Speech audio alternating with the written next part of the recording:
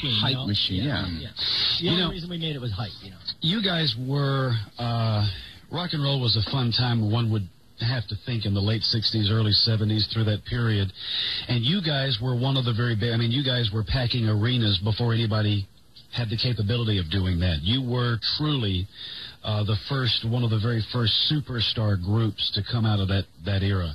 What was it like in that time making music and being one of the very biggest bands in rock and roll? I felt like we were relating to our generation and relating for our generation, because before we had any top 40 airplay even, we were getting airplay on, FM was underground. Right. They would play hours of music with no commercial breaks. It was wonderful. And Grand Funk, that's where we got our inroads with the people, was, on this, where they would play I'm Your Captain in its entirety, 9 minutes and whatever. It was one of the DJ's favorite songs because they could take a crap or, whatever, they can get a coffee or, do a lot of stuff on that break. And we became the people's band because we had something to say for the people. And, when it came to writing songs about, it was the Vietnam War era, we wrote People Let's Stop the War, wrote songs about ecology, about crooked politicians. Some things never change.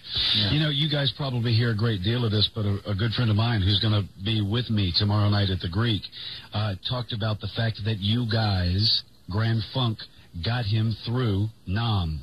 Yeah. Do you hear a great deal from veterans and folks that were in the service? Absolutely. In fact, I've done some of these Vietnam veteran benefits where when I go into I'm Your Captain and these guys break down, man, it's so overwhelming, it's so emotional.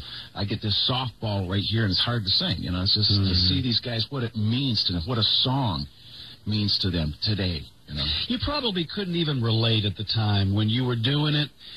You probably don't even have the capability of understanding what your music or music in general might mean to people when you're actually creating it. That's right. Exactly right. Yeah, you don't purpose in your heart that this is going to touch the world. You just hope, You're doing it, and you say, man, I hope people like this as much as I do. All right, now, tomorrow night, the show at the Greek Theater, you guys are going to come out and do the first set, just you guys, and then you come back after a break with the Sarajevo Symphony. With members of the Sarajevo Symphony. It will be the Los Angeles Symphony with first chairs from Sarajevo. Could you please talk about the benefit the money generated tomorrow night is benefiting? Yeah, it's benefiting the orphans, the refugees from Bosnia that are left over from this genocide is what it amounts to, and it's a modern day, the same thing Hitler did years ago, and to even talk and have this, in our conversation that it actually happened is, it's appalling. We should never, ever, and I think more than trying to raise money and raise, something we can throw over there and try and fix a problem, we're trying to raise awareness of people so that it doesn't happen again, any place in this world. Okay. Mel, you're going to have to calm down, buddy. You're just going to have to chill it right now. Duct tape. I got tape on my butt. Hold me just over the cork. Hold me down. Yeah. Brian. All right, listen, you guys, we have, if you don't mind, we got time for another one before we take a break. Yeah, we do? Yeah. Let's do it. A little time machine. Okay. Damn. How about a little bit? How about a bit?